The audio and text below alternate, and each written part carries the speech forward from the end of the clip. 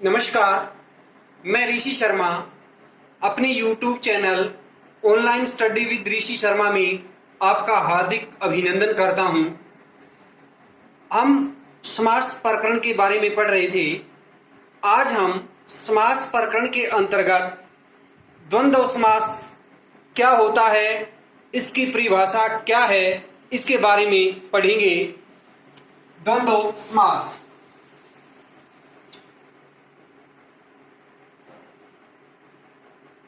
द्वंद्व समास या इसको द्वंद्व को अलग अलग भी लिख सकते हैं हम, जैसे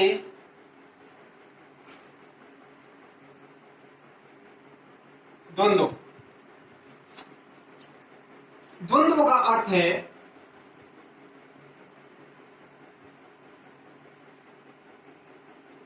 द्वंद्व का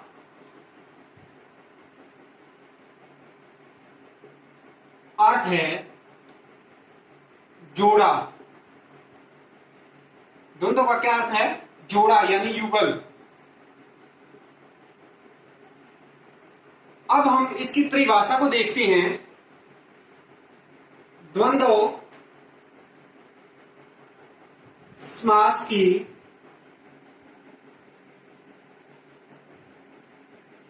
की परिभाषा या लक्षण।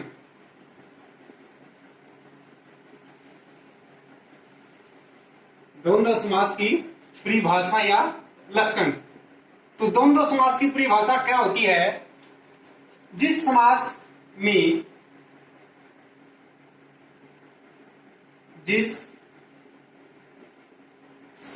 में पूर्व पद का मतलब पहला पद, पूर्व पद एवं उत्तर पद, दोनों पद, जिस समास में पूर्व पद एवं उत्तर पद दोनों पद प्रधान हो,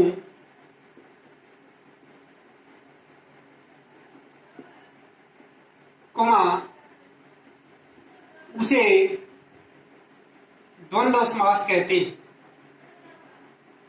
उसे द्वंद्व समास कहते हैं।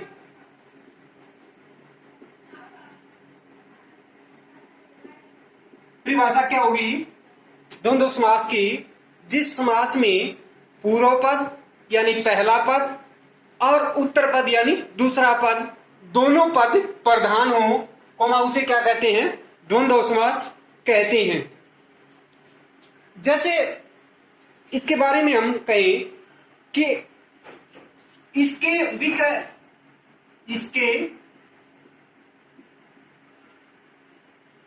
विग्रह में और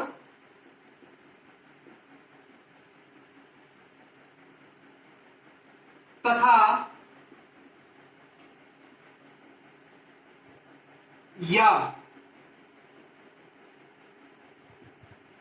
इनका प्रयोग होता है। यानी इनका विग्रह करते हैं। इस समास में जब समस्त पद का विग्रह करते हैं तो या तो और होगा या फिर तथा का प्रयोग होगा या फिर या का प्रयोग होगा। इनका क्या करते हैं? हम प्रयोग करते हैं। द्वंद्व समास में दोनों पदों को जोड़ने वाले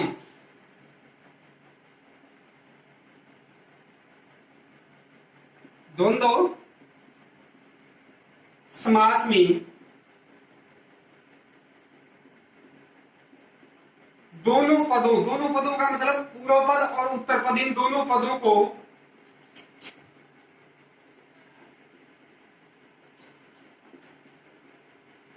जोड़ने वाले, इन पदों को जोड़ने वाले कौन है? समुच्चय बोधक। दोनों पदों को जोड़ने वाले समुच्चय बोधक किसका? समुच्चय बोधक अव्यय का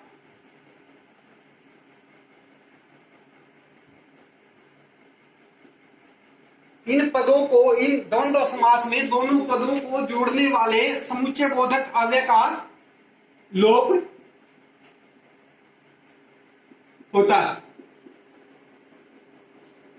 यानी जो भी समुच्चय बोधक अव्यय होगा, इनको जोड़ेगा समस्त पद बनाते समय, तो उसका क्या हो जाता है, लोप होता है।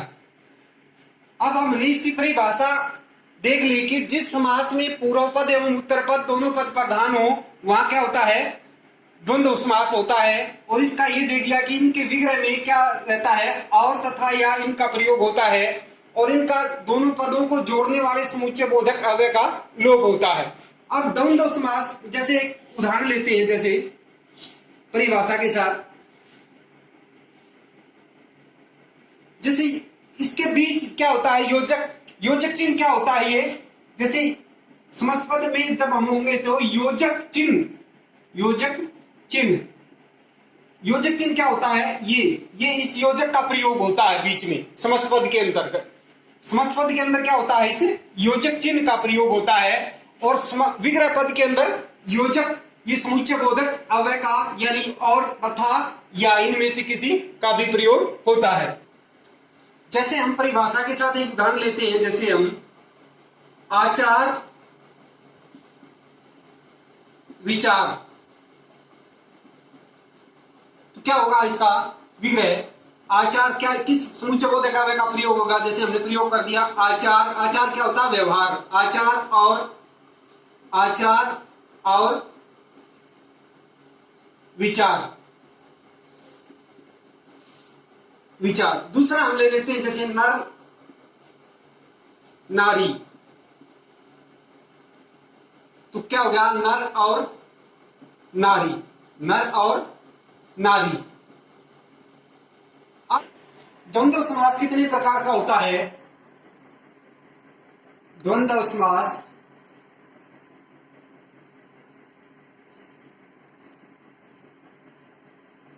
तीन प्रकार का होता है।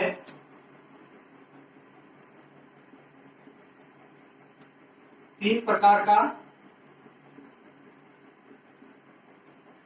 होता है। पहला है इतरेतर द्वंद्व,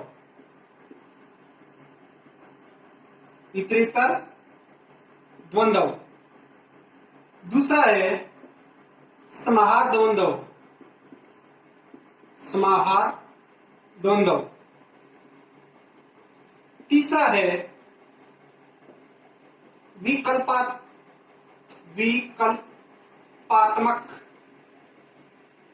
विकल्पात्मक या वैकल्पिक, वैकल्पिक द्वंद्व। कितने प्रकार का द्वंद्व, तीन प्रकार का, इतरेतर द्वंद्व, समाहार द्वंद्व, विकल्पात्मक या वैकल्पिक द्वंद्व। पहला देखते हैं हम, जैसे इतरेतर द्वंद्व।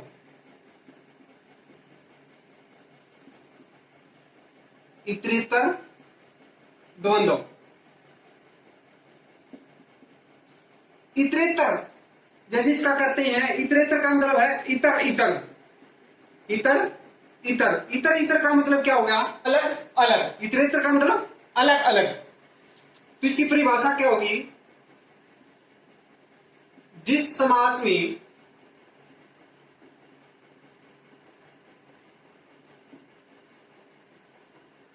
पूर्व पद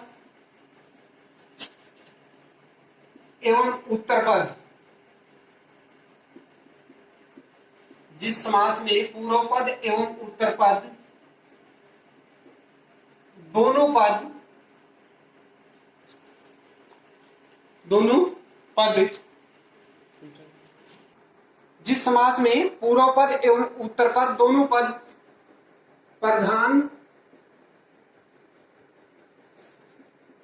तो हो ही, दोनों पद प्रधान तो हो ही, बल्कि वे अपना अपना अपना अपना अस्तित्व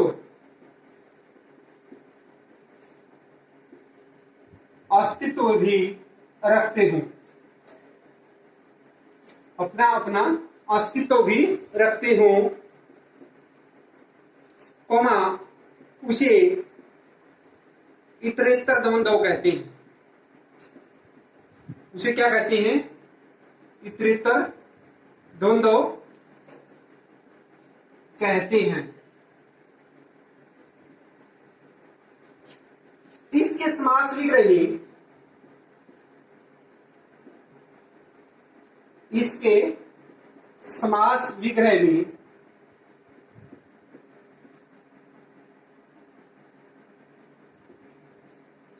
और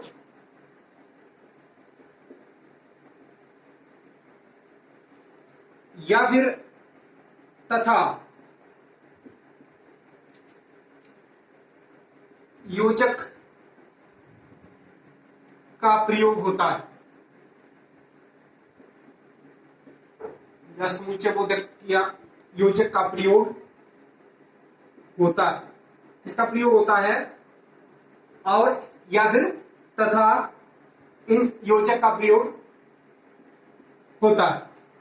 तो हमने देखा कि इतरेतर द्वंद्व, इतरेतर का मतलब इतर इतर, यानी इतर इतर, इतर इतर का मतलब अलग अलग, यानी दोनों पद अलग अलग लेकिन दोनों पद प्रधान भी हो और वे अपना अपना अस्तित्व भी रखते हो अलग से, उसे क्या कहते हैं? इतरेतर द्वंद्व कहते हैं। इसके समास विग्रह में किसका और या फिर तथा योजक का प्रयोग होता है। जैसे उदाहरण देखते हम,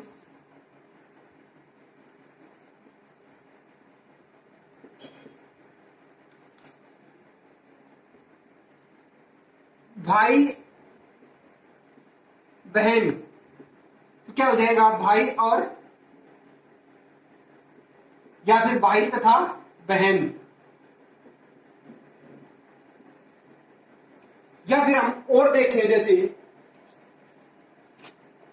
माता, बीच में योजक चिन्ह, समस्त पद के नीचे बीच में क्या होगा? माता और पिता, या फिर माता तथा पिता, बीच में क्या जुड़ गया? और योजक या संयोजक भी कहते हैं।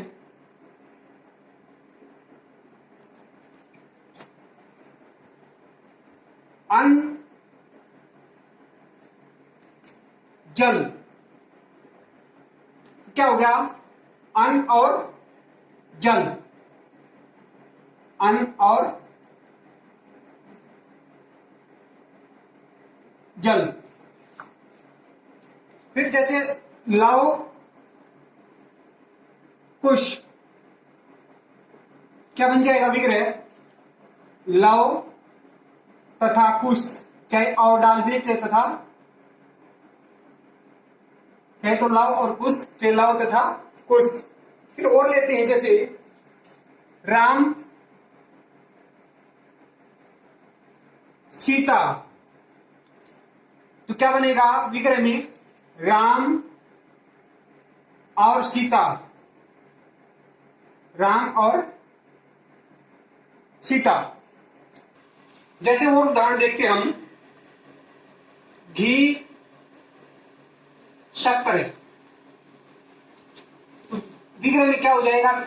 और या तथा में से एक आ जाएगा, घी और शक्कर, या फिर घी तथा शक्कर, घी तथा शक्कर। फिर जल वायु, क्या बन जाएगा? जल और वायु, क्या बन जाएगा? जल और वायु, और का प्रयोग हो जाएगा विग्रह में। फिर जैसे राधा कृष्ण, तो क्या जाएगा? राधा और कृष्ण, क्या जाएगा? राधा और कृष्ण। और जैसे और है गंगा यमुना, क्या लिखेंगे हम? गंगा और यमुना। गंगा चाहे तो ओ और लिख दो और चाहे तथा यमुना। इतरेतर द्वंद्व के अंदर कुछ संख्यावाची शब्द भी होते हैं जिनमें पूर्व पद भी और उत्तर पद भी दोनों पद क्या होते हैं? संख्यावाची होते हैं। लेकिन इनमें एक नियम है कि जो पद जैसे पहले छोटी संख्या लिखी जाएगी और उसके बाद बड़ी संख्या लिखी जाएगी। जैसे मान लिया हमने लिखना है 12। 12 को कैसे लिखेंगे हम? क्या होते हैं? 10 और 2 12 होते हैं। यानी नियम क्या कहता है कि छोटी संख्या क्या आनी चाहिए? पहले आनी चाहिए। तो क्या लिखेंगे? 2 और 10। 2 और 10। जैसे हमने लिखा 18 होते हैं, चाहे 12 हो या 11 हो, जो भी है। तो 18 को क्या कहेंगे? 10 और 8। तो छोटी पहले आएगी 8, छोटी पहले 8 और 10। नियम के अनुसार छोटी पहले और बड़ी बाद में। जैसे 25 लिखना हमने, 25 को कैसे बोलते हैं? 20 और 5। तो 5 पहले, छोटी पहले आ जाएगी 5 और 20। 5 और 20। जैसे 55 लिखना है तो 55 को हम कैसे बोलेंगे? 50 और 5। तो छोटी पहले 5 और 50। ये नहीं है कि यहां पे क्या होगा, कभी ये सोचो कि बस द्विगु होगा, नहीं। उसमें क्या होता है? पूर्व पद। द्विगु में क्या होता है? पूर्व पद संख्यावाची होगा। लेकिन यहां कौन से हैं? दोनों पद। 50, 5 और 50। जैसे हमने लिया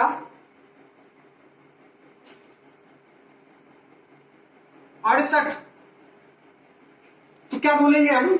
60 और 8। 60 और 8। तो पहले छोटी आ जाएगी 8 और 60। इसी प्रकार नोट लिख देते हैं या निर्देश।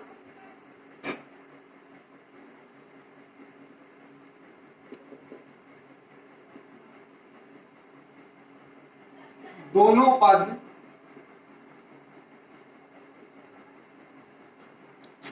यानी पूर्व पद तथा उत्तर पद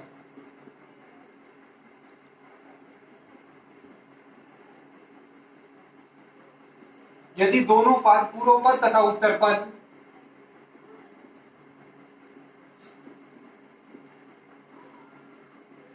संख्यावाची या संख्यावाचक हो तो वहां द्वंद्व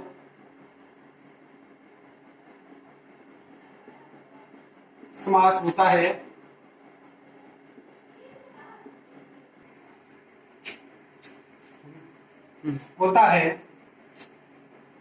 द्वंद्व समास होता है, न कि द्विगु।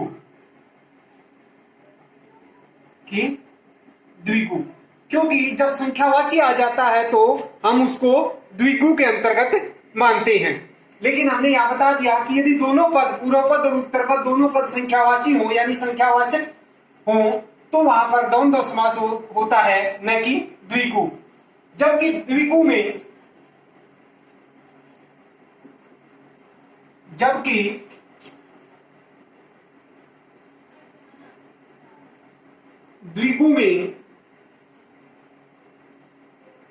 पूर्व पद, द्विगु में केवल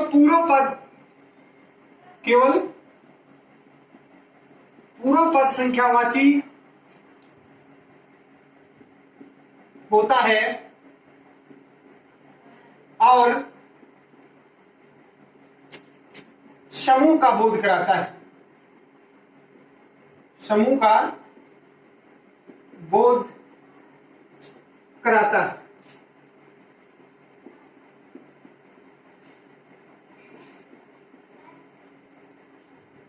इन संख्यावाची पदों में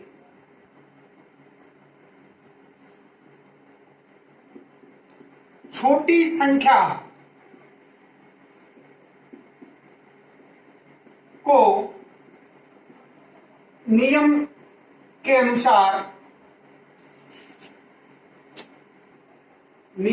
अनुसार पहले लिखा जाता है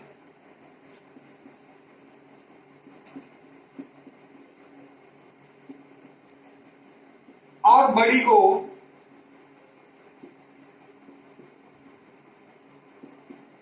बाद में।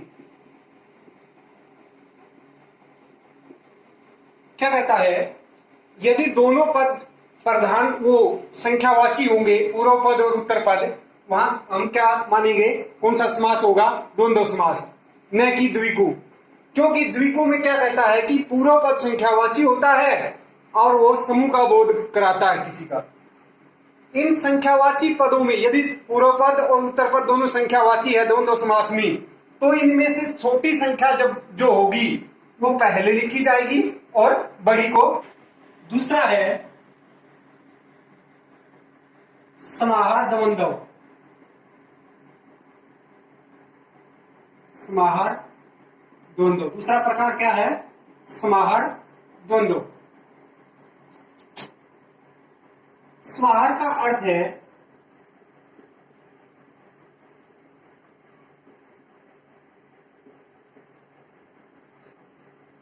क्या अर्थ है समाहार का, समूह।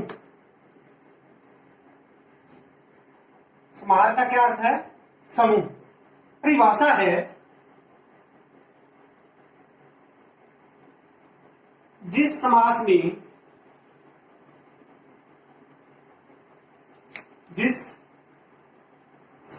में समूह की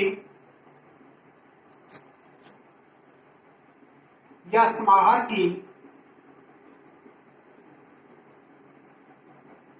प्रधानता होती है,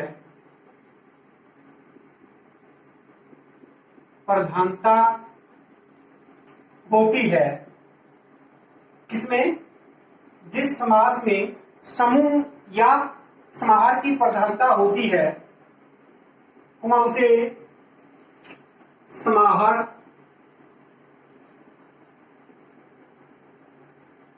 द्वंद्व कहते हैं।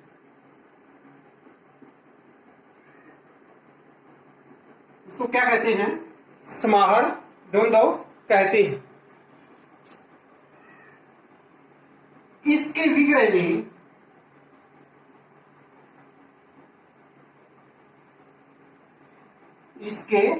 विग्रह में यानी समाहार द्वंद्व के विग्रह में आदि या इत्यादि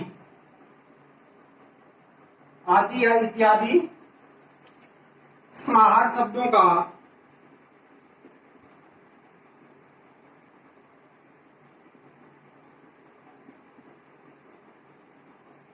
का प्रयोग होता है। किनका होता है, आदि या इत्यादि समाहार शब्दों का प्रयोग होता है। इसमें निरर्थक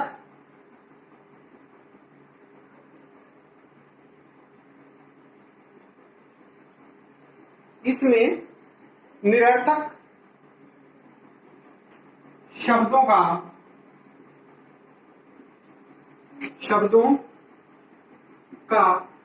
प्रयोग भी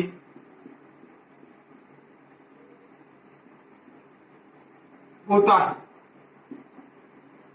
समाहार द्वंद्व में निरर्थक शब्दों का प्रयोग भी होता है।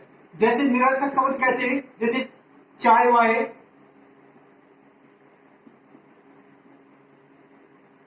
या फिर पानी वानी,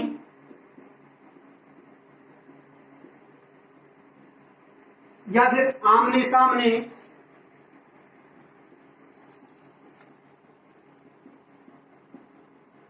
इन निरर्थक शब्दों का भी यानी एक कोई एक निरर्थक शब्दों का भी प्रयोग इसमें इनमें होता है।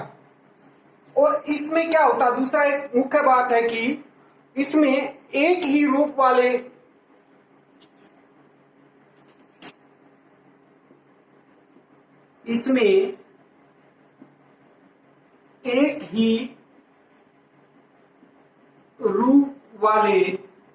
किसमें, समाहार द्वंद्वों में एक ही रूप वाले शब्द आते हैं। समाहार द्वंद्व में कौन से आते हैं, एक ही रूप वाले शब्द आते हैं। जैसे कैसे आते हैं एक ही रूप वाले, जैसे हमने एक ही रूप वाले शब्द कैसे आते हैं, जैसे हमने लिया कपड़ा लत्ता, कपड़ा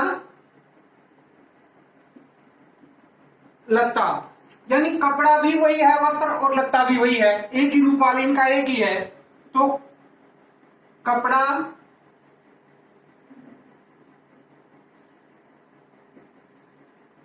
लत्ता इत्यादि। अब हम इनका विग्रह कैसे किया, कपड़ा लत्ता इत्यादि। अब हम ये देखते हैं कि मान लिया आदि या इत्यादि, आदि कहां लगेगा और इत्यादि कहां लगेगा। अब इसके लिए है कि आदि का प्रयोग विग्रह में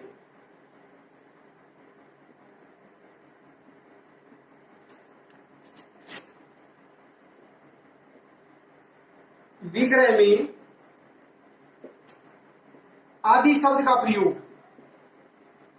आदि शब्द का प्रयोग सजीव के साथ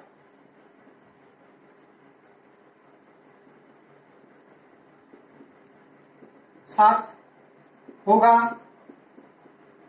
और इत्यादि का प्रयोग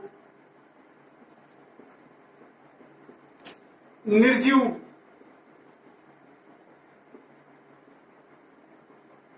इसके साथ, सजीव और निर्जीव, यानी आदि का तो सजीव के साथ और इत्यादि का निर्जीव के साथ होगा। जैसे मान लिया कि सजीव कैसे हो गया, जो सजीव पदार्थ होते हैं उनके साथ तो आदि लगाएंगे, और जो निर्जीव होते हैं उनके साथ, जैसे कपड़ा लत्ता है निर्जीव है, यहां पे यदि बेटा बेटी आ जाए तो आदि लगाएंगे। जैसे ये होगा कि चाय पानी, तो हम इसका विग्रह कैसे करेंगे, चाय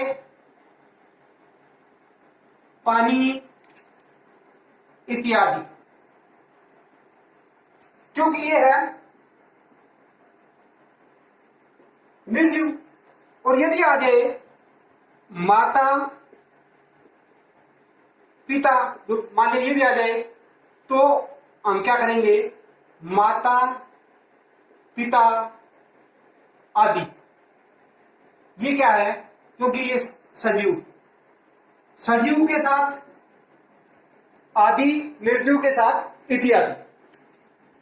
जैसे समाहार द्वंद्वों के उदाहरण लेते हैं हम, जैसे कूड़ा करकट, तो इसका हम विग्रह कैसे करेंगे, कूड़ा करकट, ये क्या है निर्जीव, क्या लिखेंगे हम, या इत्यादि। और हमने बताया था नहीं, एक ही क्या आएंगे, एक ही रूप वाले, कूड़ा और करकट एक ही होता है, तो एक ही रूप वाले भी हैं, और ये क्या करते हैं, इनका निर्जीव भी है। तो यहां क्या लगा हमने, इत्यादि, कूड़ा करकट इत्यादि, इस प्रकार इसका विग्रह किया। दूसरा हम लेते हैं घास फूस।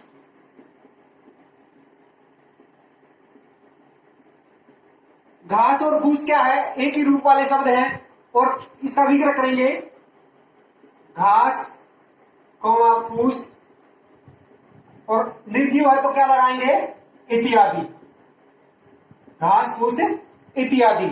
और दूसरा लेंगे हम, मान लिया रुपया पैसा।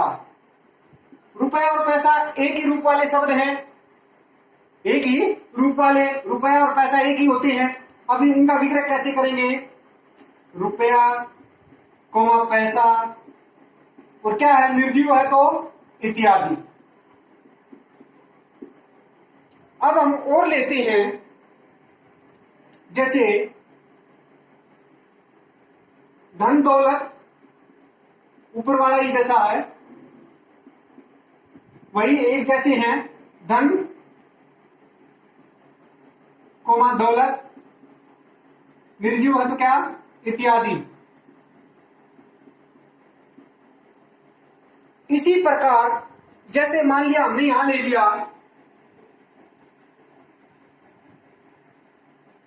चाचा चाची, तो इसका क्या है, ये सजीव है, तो चाचा कोमा चाची आदि, क्योंकि ये सजीव है और सजीव के लिए क्या है, आदि लगेगा। अब दूसरा हम मान लिया, जैसे बहू बेटी ले लेते हैं हम, बहू बेटी, तो ये क्या है, सजीव है, तो लिखा बहू कोमा बेटी आदि, क्या आ जाएगा, आदि, क्योंकि सजीव है और एक जैसे बहू बेटी या वो है, एक ही रूप वाले हैं। और ले लेते हैं हम,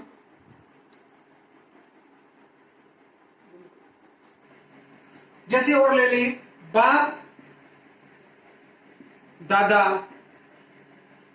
तो इसका क्या करेंगे, सजीव है तो बाप कोमा दादा आदि, सजीव के आगे क्या लिखेंगे हम, आदि।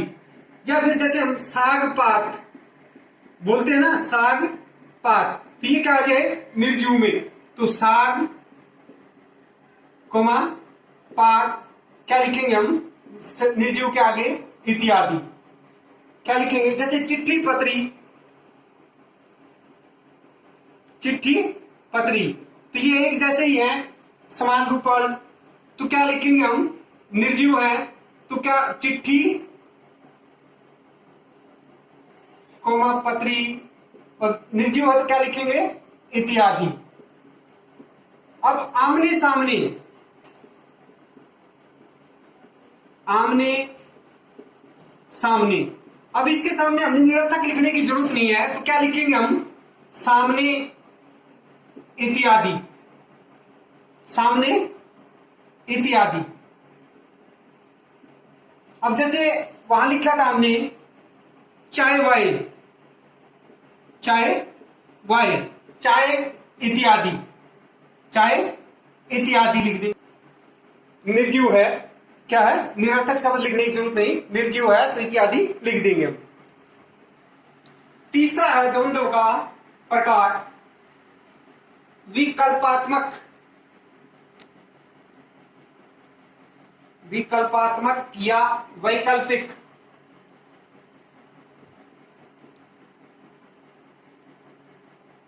द्वंद्व,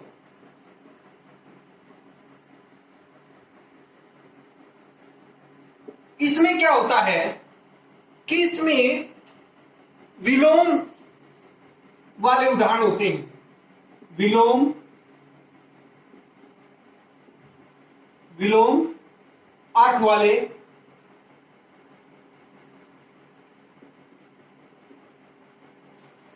उदाहरण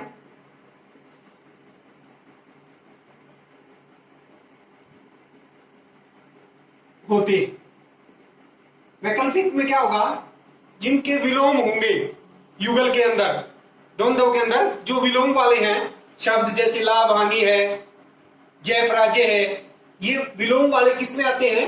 वैकल्पिक या विकल्पात्मक द्वंद्वों में। इसके समास विग्रह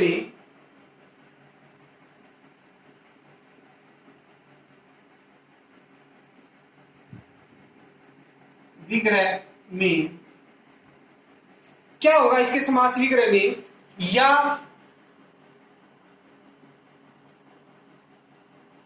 अथवा ये वैकल्पिक शब्द प्रयोग होंगे। ये वैकल्पिक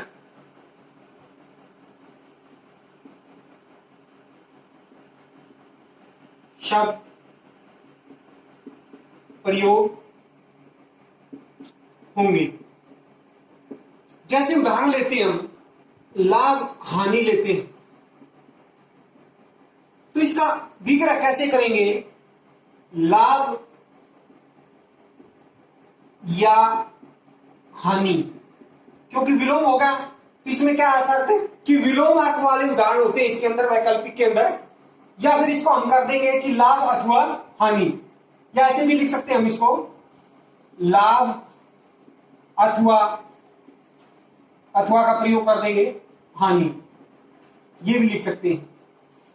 जैसे जय पराजय,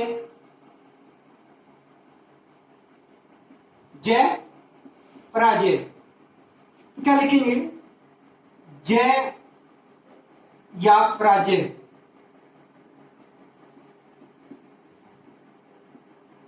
जय या पराजय।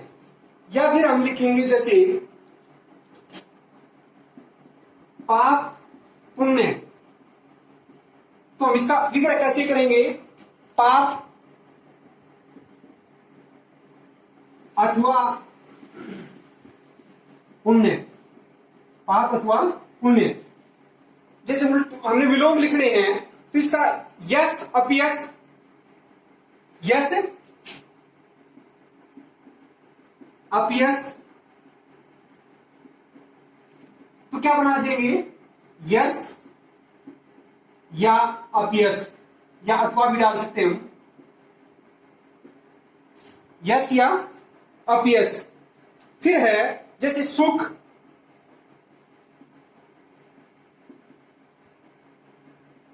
दुख, तो क्या करेंगे? सुख अथवा दुख, या सुख या दुख। फिर है जीवन मरण, क्या करेंगे हम विग्रह में? जीवन या फिर या की जगह अथवा मरण। या फिर कई बार इसका क्या होता है कि एक प्रयोग होता है, जैसे यहां पर दे दिया शीतोषण, इसमें योजक नहीं दिया शीतोषण, तो शीतोषण में हमने क्या किया? जैसे इसका विग्रह करेंगे तो क्या लिखेंगे हम? शीत, शीत मैंने ठंडा, अथवा या उष्ण मैंने गर्म, शीत या उष्ण। फिर है कृष्ण अर्जुन,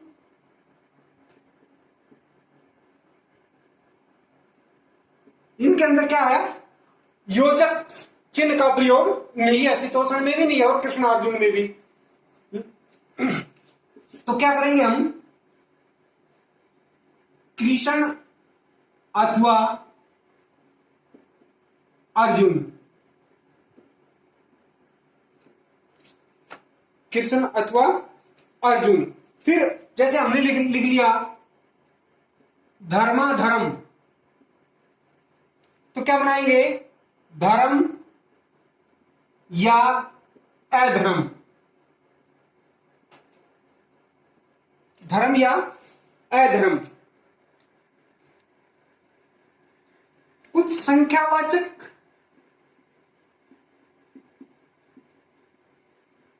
या संख्यावाची वैकल्पिक द्वंद्व भी होता है।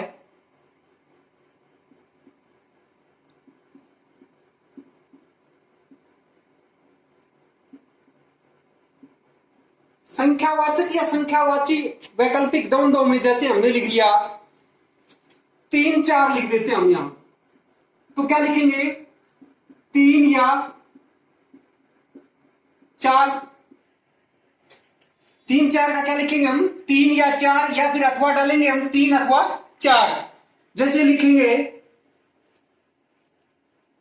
1 2, तो 1 या 2, 1 या 2, या फिर या की जगह क्या डाल देंगे हम अथवा, या फिर हम जैसे देख लें कि 150 लिख दें 150, तो इसका क्या लिखेंगे 100 या 50,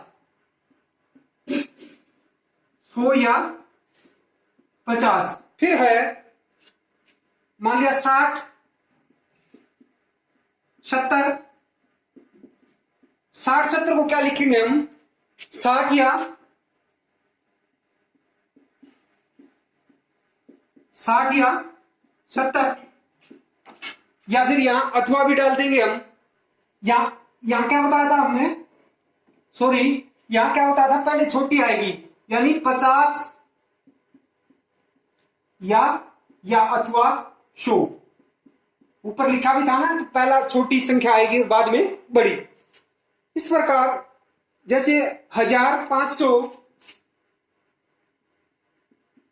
1000 500, तो इससे क्या लिखेंगे 500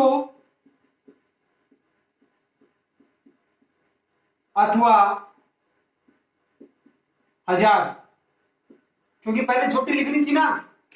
या फिर हम कह दें लाख 2 लाख,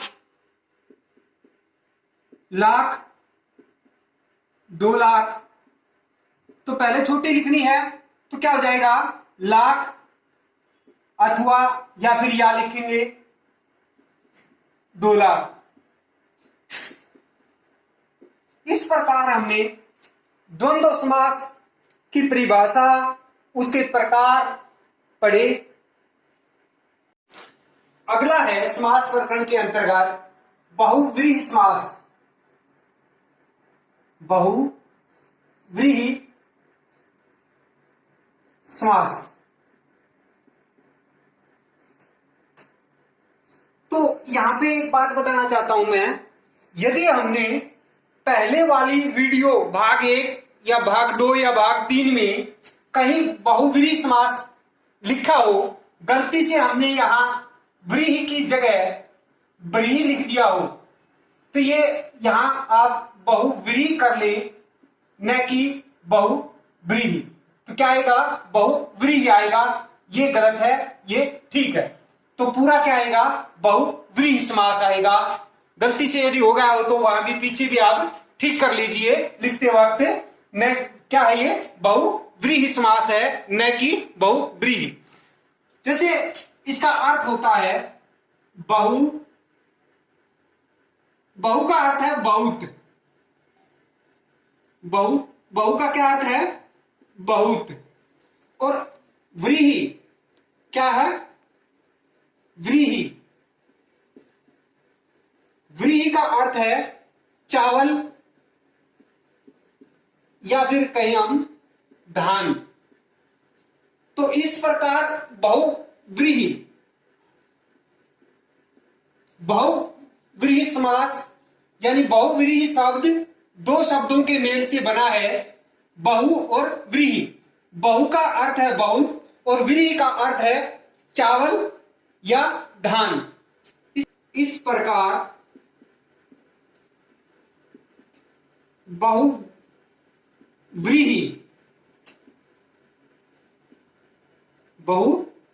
का अर्थ हुआ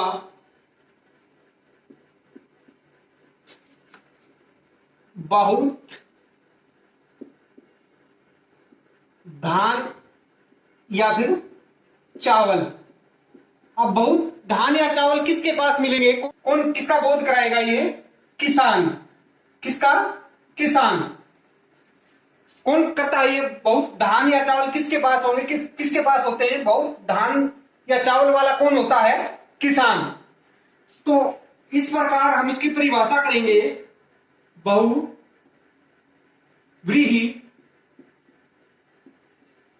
समास की परिभाषा या लक्षण की परिभाषा तो क्या होगी? यहां तो हमने इसका अर्थ बता दिया ऊपर, किसका? बहुव्रीहि का अर्थ क्या बताया यहां? बहुव्रीहि का अर्थ, यानी ये दो शब्दों के मेल से ऐसे बता दिया। अब इसकी परिभाषा देखते हैं हम। जिस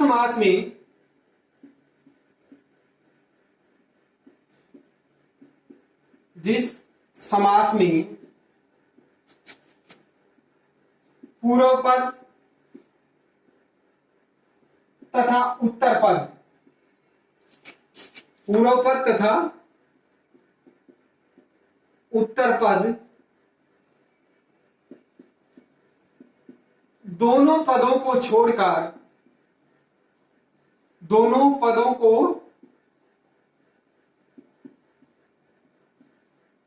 छोड़कर कोई अन्य पद प्रधान हो, अन्य पद प्रधान हो, कौमा उसे बहुव्रीहि समास कहते हैं। क्या कहते हैं? उसे बहुव्रीहि समास कहते हैं। तो हमने इसकी परिभाषा देखी। जिस समास में पूर्व पद और उत्तर पद दोनों पदों को छोड़कर कोई अन्य पद यानी तीसरा पद प्रधान हो, या फिर हम ऐसे भी कह सकते हैं, जिस समास में पूर्व पद तथा उत्तर पद दोनों पद गौण हो और कोई अन्य तीसरा अर्थ ग्रहण किया जाता हो, कोई तीसरा अन्य अर्थ ग्रहण किया जाता हो, वहां क्या होगा? बहुव्रीहि समास होगा। इसके समास विग्रह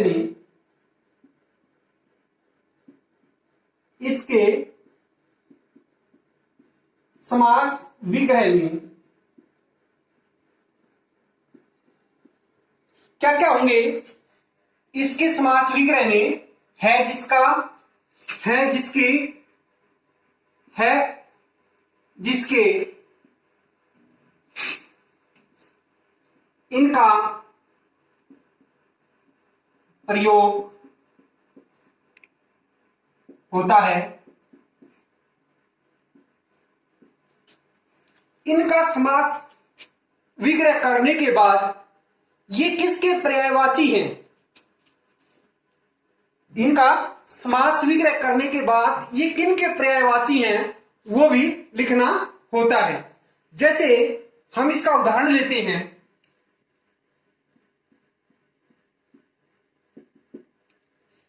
जैसे हमने इसका उदाहरण ले लिया, मान लिया दशानन।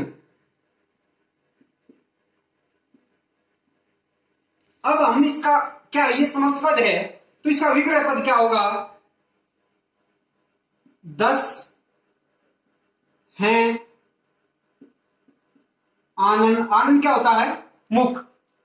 10 हैं आनंद जिसके, अर्थात किसका पर्यायवाची होगा ये? रावण का बोध करा दिया इसमें, अर्थात रावण।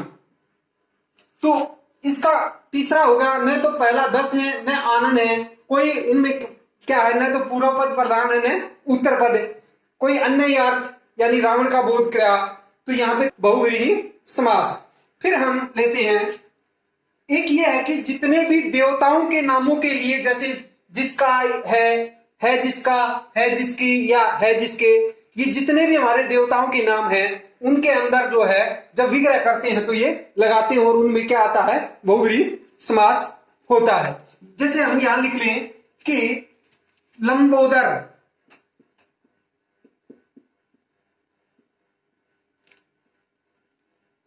लंब, लंब मैंने लंबा लिखते हैं, जैसे हम लंब है उदर, उदर का क्या होगा? पेट, जिसका, अर्थात कौन है लंब, लंब उदर वाला, लंबे उदर वाला? गणेश। किसका होगा? गणेश का। तो यहां क्या हुआ? बहुव्रीहि समास हुआ। अब दूसरा ले लेते हैं हम, जैसे चतुर्मुख। क्या लिया हमने? चतुर्मुख। तो चतुर का मतलब चार हैं, यहां अलंकार है कि चार हैं मुख, जिसके चार है मुख, जिसके क्या है? अर्थात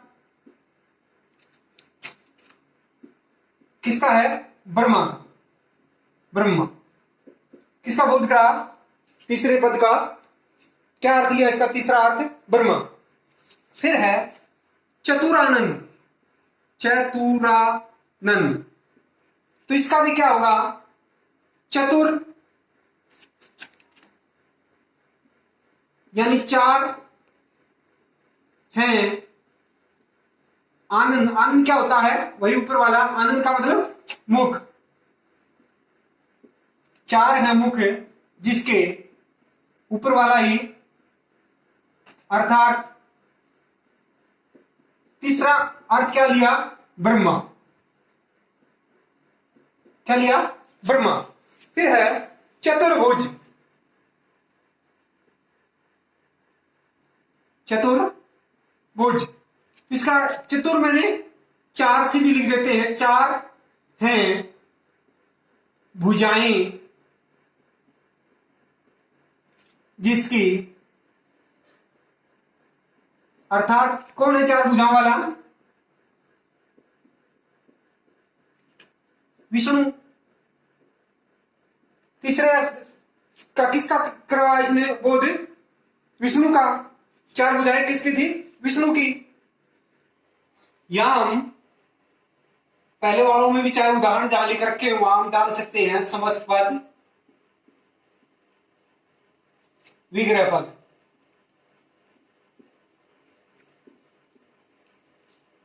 जैसे यहां हमने ले लिया षडानन,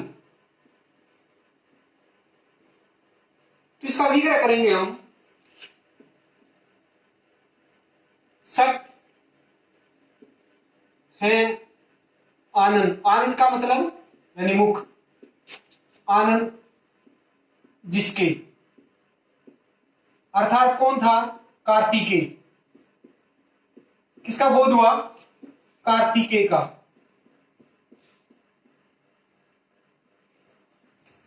फिर है पीतांबर,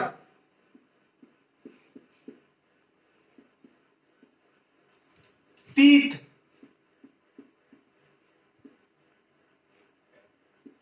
यानी पीले, पीत है। अंबर, अंबर क्या होता है? वस्त्र। क्या होता है? वस्त्र, जिसके, किसके थे? अर्थात किसका बोध करवाया? किसके थे? विष्णु के भी थे, या फिर कहीं हम कृष्ण का,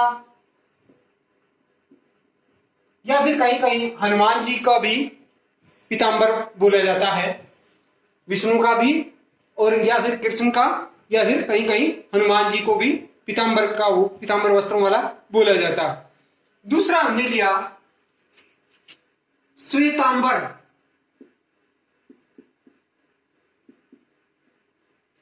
श्वेत, श्वेत क्या होता है? सफेद।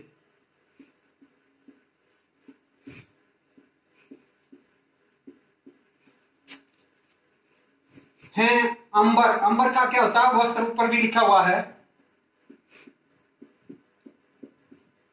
जिसके, अर्थात कौन था? श्वेत, कौन थी श्वेतांबरधारी?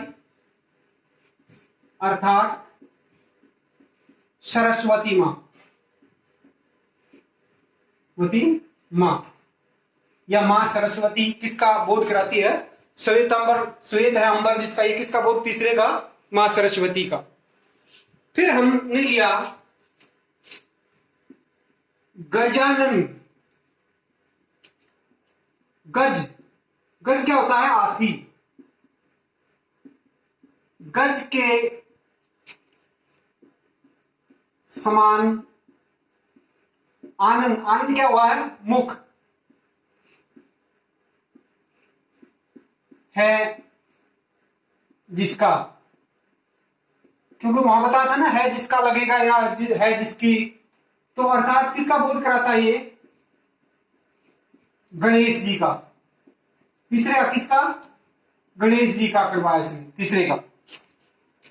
फिर हम कुछ लेते हैं, जैसे हमने ले लिया जितेंद्रिय।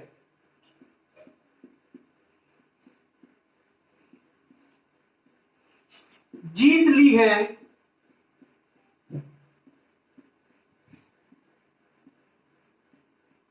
इंद्रियां जिसमें,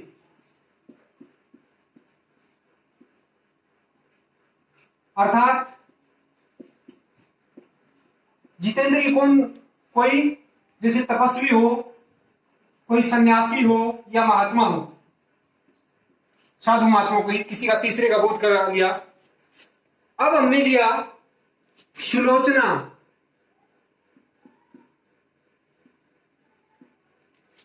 सुंदर, सु मैंने सुंदर, सु का सुंदर, सु का क्या हुआ? सुंदर है। लोचन, लोचन मैंने आंख, लोचन मैंने आंख। सुंदर है लोचन जिसके, लोचन होती है आंखें, सुंदर है लोचन जिसके।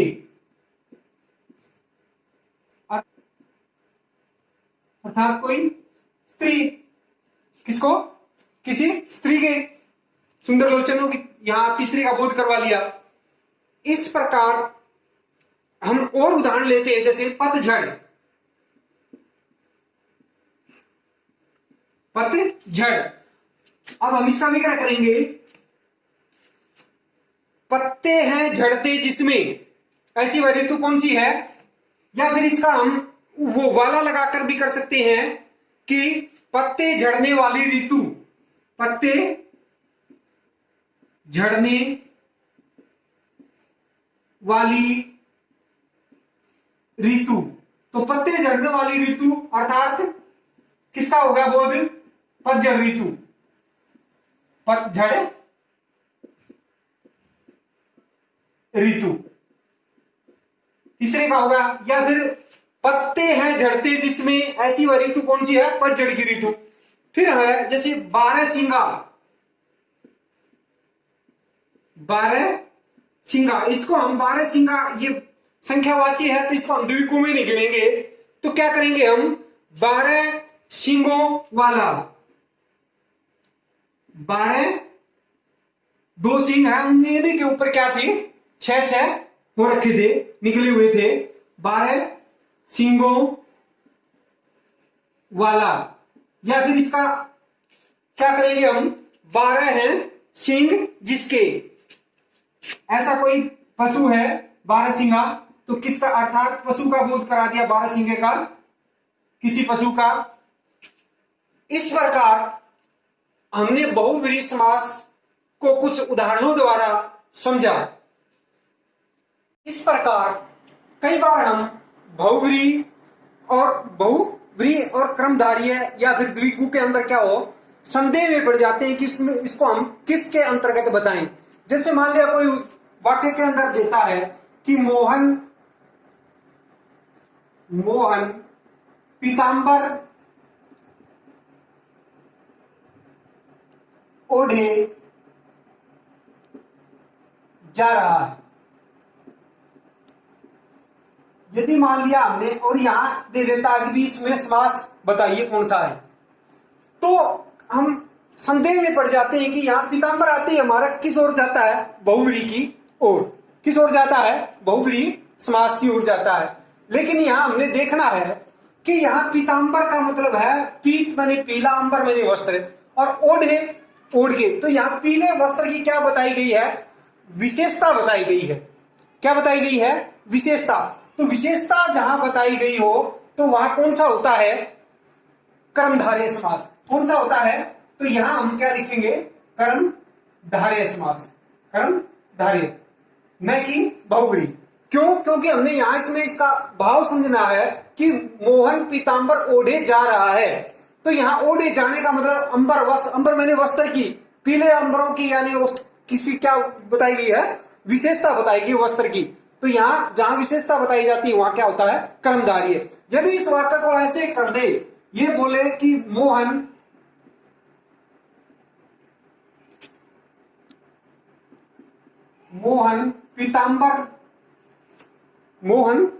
पीतांबर की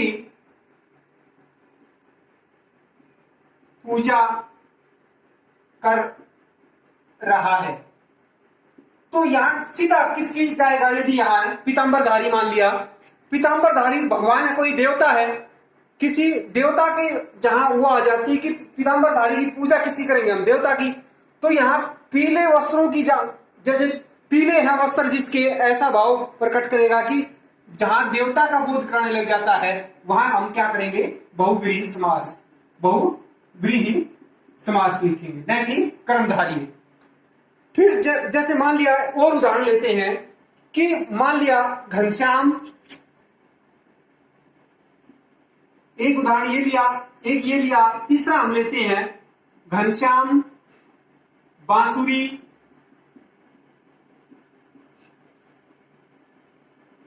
बजा रहा है।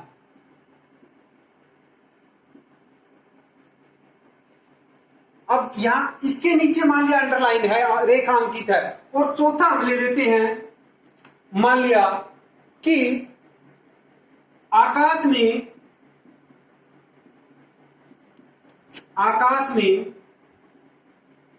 क्या हुआ है, आकाश में घनश्याम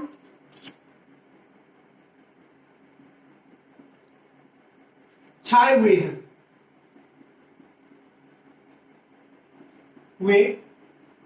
एक वाक्य ये दे दिया। मान लिया यहां इनमें से कोई वाक्य आ जाता है, कहता है कि रेखांकित में हमें क्या बताना है कि इसमें समास बताइए, समास कौन सा है। तो यहां घनश्याम बांसुरी बजा रहा है, तो यहां क्या आएगा, बांसुरी बजाने वाला कौन था, देवता, कौन, कृष्ण। तो यहां किसका बोध हुआ कि कृष्ण यानी देवता का। देवता आते ही कहां चले जाते हैं, तो हम बहुव्रीहि लिखेंगे। यहां कौन सा समास हुआ, बहुव्रीहि समास। और यदि यहां कहता है आकाश में घनश्याम, घनश्याम का मतलब बादल, बादलों की क्या है, यहां क्या बताई गई है, काले बादलों की विशेषता बताई गई है। और जहां विशेषता बताई जाए काले बादलों की, आकाश में घनश्याम छाए हुए यानी काले बादल छाए हुए हैं, तो वहां क्या लिखेंगे हम, कर्मधारय समास। क्या लिखेंगे हम, कर्मधारय समास। इस प्रकार यदि कई बार कंपेटिटिव एग्जाम में इस प्रकार वाक्य दे देते हैं और उनके अंदर पूछने लग जाते हैं, तो हमें उसका भाव समझ करके पर जाना चाहिए कि वो किस प्रकार पूछना चाहता है, न कि शब्दों पर। कई बार शब्दों में आगे पीछे हो जाता है। एक दूसरा है, मान लिया मोहन, पांचवा हम लेते हैं, जैसे मोहन चतुर्भुज बना रहा है, अब यहां दे देता, मान लिया इसके नीचे रेखा अंकित कर देता है कि मोहन चतुर्भुज बना रहा है। तो मोहन चतुर्भुज माने चार भुजाओं वाली क्या आकृति बना रहा है। तो यहां क्या आएगा, मोहन चार भुजाओं वाली आकृति, भुजाओं वाली आकृति बना रहा है। तो आकृति बनाने वाला, चार भुजाओं वाली आकृति, तो भुजाओं का समूह का बोध हो गया। तो ये किस में चला जाता है, द्विगु के अंदर। किस में चला जाएगा, द्विगु समास होगा यहां पर। और यदि ये कहता है कि मोहन चतुर्भुज की, मोहन छठा ले लेते हैं, मान लिया मोहन चतुर्भुज की पूजा कर रहा है, मोहन चतुर्भुज की पूजा कर रहा है। यदि ये वाक्य लेते हैं और इसके नीचे क्या कर दें, चतुर्भुज के नीचे रेखा अंकित कर देते हैं, तो चतुर्भुज का मतलब किसकी बोध करवाया यहां पे, विष्णु का। तो विष्णु का बोध करवाने लगे, चार भुजाओं वाले की पूजा कर रहा है। ये क्या होगा कि मोहन चार भुजाओं वालों की, चार है भुजाएं जिसके उसकी पूजा कर रहा है, यानी विष्णु का बोध करा रहा है, तो चार भुजाएं किसकी थी? विष्णु का। तो यहाँ क्या आ जाएगा? बहुब्रीहि समास आएगा। किसका आएगा? बहुब्रीहि समास आएगा। इस प्रकार हमने कुछ देखना है कि किस प्रकार का भाव प्रकट कर रहा है। या फिर जैसे कह दे कि मोहन पंचवटी चला गया। सातवां उदाहरण ले ले, मान लिया मोहन पंचवटी चला गया। अब यहां पंचवटी है। पंचवटी यदि अकेला पंचवटी शब्द आता है, यदि अकेला पंचवटी शब्द होता है तो वहां तो पंचवटी 5 वटों का समूह द्विगु में जाता है। यहां यदि स्थान का बोध कराने लग जाता है, किसका? स्थान का भाव प्रकट करता है कि मोहन पंचवटी चला गया, तो यहां क्या हो जाता है? स्थान का बोध होने पर, स्थान का बोध होने पर किसमें चला जाता है? स्थान का बोध होने से क्या है? बहुव्रीहि समास। क्या है? बहुव्रीहि समास। क्या है? बहुव्रीहि समास। और यदि कह दे कि मान लिया दूसरा हम कह दे कि यदि अकेला पंचवटी हो तो द्विगु, और यदि पंचवटी चला गया, पंचवटी नामक स्थान पर चला गया, स्थान का बोध होने से बहुव्रीहि। जैसे हम ले लें कि पंजाब, यदि कह दे कि ये मान लिया, ये कह दे मोहन पंजाब जाता है। मोहन, 8वां ले लें हम, मोहन या राम कह दे मोहन पंजाब जाता है। पंजाब किसी स्टेट का नाम है, तो यहां स्थान का बोध होने से, इसी प्रकार यहां स्थान का बोध होने से इसमें क्या है? न द्विगु न होकर के क्या हो जाता है? बहुव्रीहि। स्थान बोधक होने से, स्थान बोध होने से बहुव्रीहि में होता है, बहुव्रीहि। और यदि अकेला पंजाब है, 5 आबों यानी नदियों का समूह, तो अकेला पंजाब शब्द आता है तो वहां द्विगु, और यदि वाक्य के अंदर होता कि स्थान का बोध कराने लग जाता तो बहुव्रीहि। इस प्रकार कहीं पर हमने क्या देखना है कि उसका भाव क्या निकल रहा है, उसके आधार पे हमने इसका निर्णय लेना है। आशा है आपको ये समास प्रकरण का टॉपिक जो है समझ में आया होगा। धन्यवाद।